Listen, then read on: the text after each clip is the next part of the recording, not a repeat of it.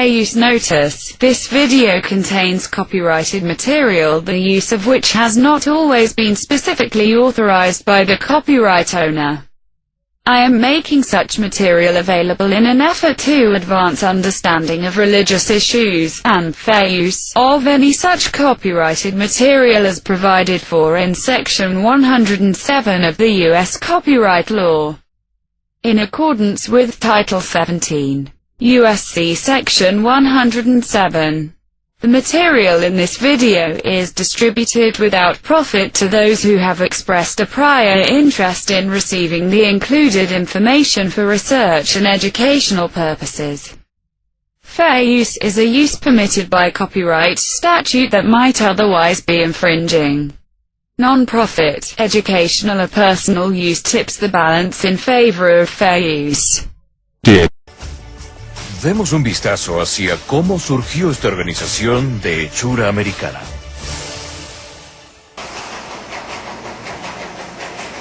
En un día de otoño en 1916, un anciano se accidentó en un tren que cruzaba Texas, cerca de Pampa.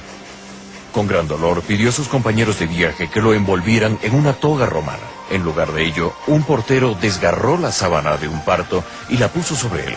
Segundos más tarde, el anciano dio su último respiro. Así murió Charles Taze Russell, quien hacia finales del siglo XIX fundó lo que se conoce alrededor del mundo como la Organización de los Testigos de Jehová. Su intensa aversión a la doctrina del infierno, como la enseñaban en las iglesias, y la reciente convicción de que la Biblia no la enseñaba, obligó a Charles Taze Russell a organizar la Asociación Internacional de Estudiantes de la Biblia en 1872. Su propósito era refutar el infierno y enseñar un nuevo concepto, la invisible segunda venida de Cristo. Russell promovió con vigor estas doctrinas. Charles Taze Russell se interesó mucho en la profecía bíblica de los adventistas y propuso la fecha de 1874 como el tiempo en que Cristo estaría presente espiritualmente en la tierra, y luego 1914 como la fecha en la que Cristo establecería su reino en la tierra. Mantengamos en mente el gran hecho bíblico. La gente empezó a aglomerarse para escuchar a este nuevo predicador. Russell proclamaba que él era escogido por el Señor Jesucristo para ser un mensajero a las iglesias, y no desaprovechó el tiempo al ridiculizarlas, acusándolas de vergonzosos errores y desviaciones de la fe bíblica. Fue un mensaje que dio en el blanco para muchas personas, y él recibió numerosas invitaciones para predicar. Para Russell, por supuesto, esto significó una gran oportunidad para extender su mensaje. Pronto se embarcó en una gira nacional de conferencias que lo instituyó como un respetado líder espiritual. En 1879 estableció la compañía editorial Sion, que empezó a imprimir mensualmente La Torre del Vigía de Sion y Heraldo de la Presencia de Cristo. 5 años después, en 1884, la Sociedad de Tratados y La Torre del Vigía de Sion se organizó como corporación. Más tarde se cambió su nombre a Sociedad de Biblias y Tratados de la Torre del Vigía. En 1909, a la sombra del puente de Brooklyn, Russell estableció el cuartel general de la sociedad en Brooklyn, Nueva York, donde permanece hasta hoy. Fue nombrado Betel, la Casa de Dios. Este fue el comienzo del movimiento de los Testigos de Jehová, con Charles Taze Russell como presidente. Es interesante que durante esos años, Charles Taze Russell se adentró en la piramidología y creía que Dios mismo diseñó la Gran Pirámide. Creía que midiendo los corredores interiores de la pirámide, se podía calcular años precisos. Y así, al añadir 2 corredores diferentes, obtuvo el total de 1874, lo que sustenta su idea de que Cristo iba a estar espiritualmente presente durante ese año. Desafortunadamente, también dijo que una de las señales de que Cristo estuviera espiritualmente presente sería que la ira de Dios se derramaría sobre todo hombre. Y eso no pasó. Entonces se preguntó qué estaba pasando con sus profecías.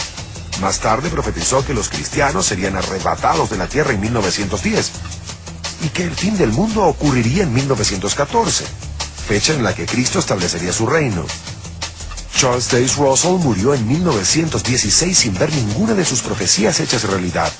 Murió desilusionado.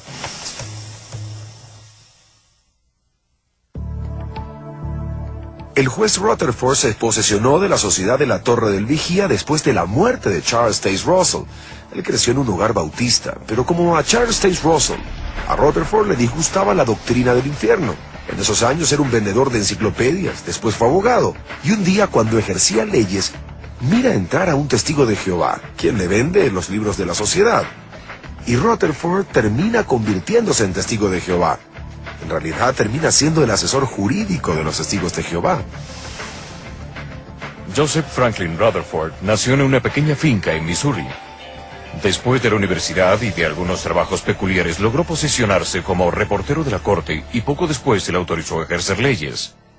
Algunas veces se le solicitó sustituir a otros jueces. Rutherford desempeñó esta tarea solo 3 o 4 veces, lo suficiente para ser llamado el juez Rutherford o solo el juez. Cuando el juez Rutherford tomó la organización fundada por Russell, no desaprovechó el tiempo para introducir nuevas enseñanzas y perspectivas. Poco a poco, comenzó a reemplazar los escritos de Russell con los suyos propios, enfatizando el Antiguo Testamento, más que el Nuevo Testamento. Rutherford predicó la inminente y devastadora batalla de Armagedón.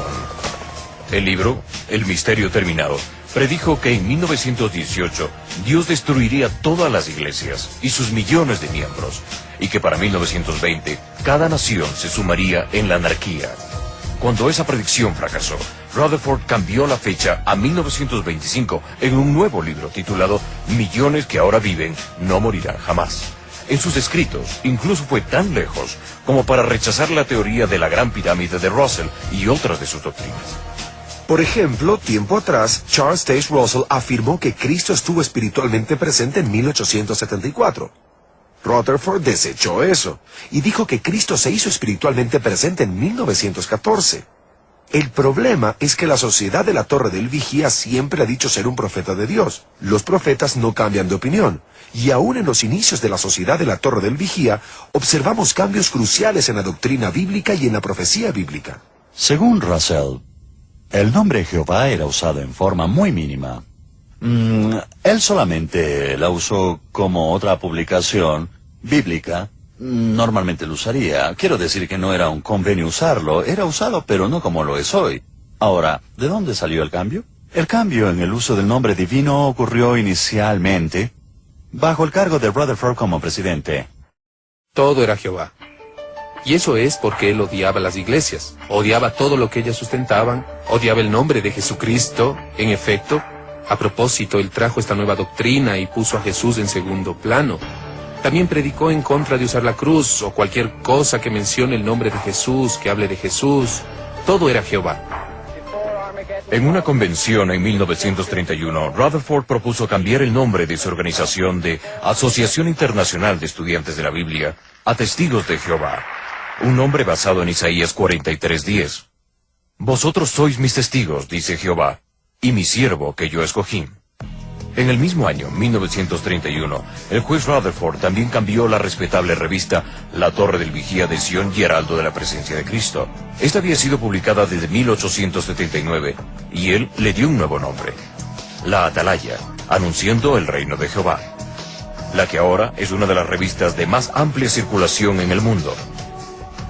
Rutherford pasó sus últimos años en el santuario Belzarim, cerca de San Diego, que fue originalmente edificado por la Sociedad para los Antiguos Patriarcas, Abraham, Isaac y Jacob, con la convicción de que ellos retornarían en 1925. Joseph Franklin Rutherford, el juez, murió de cáncer en 1942. Al final, fue un alcohólico y un hombre decepcionado y arruinado. Bajo la dirección de Rutherford, los testigos comenzaron a atacar el orden social existente.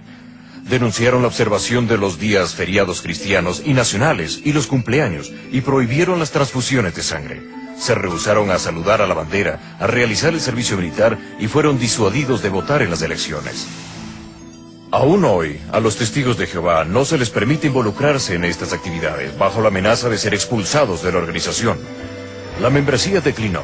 Para revertirlo, Rutherford apremió a sus seguidores a reclutar agresivamente, de puerta a puerta. Con altoparlantes en los autos, los testigos de Jehová manejaban por los vecindarios, tocando el mensaje de Rutherford de fuego y juicio para el resto de religiones y el mundo político. Por medio de estos esfuerzos intensos, mucha gente fue atemorizada en los pliegues de la Sociedad de Biblias y Tratados de la Torre del Vigía.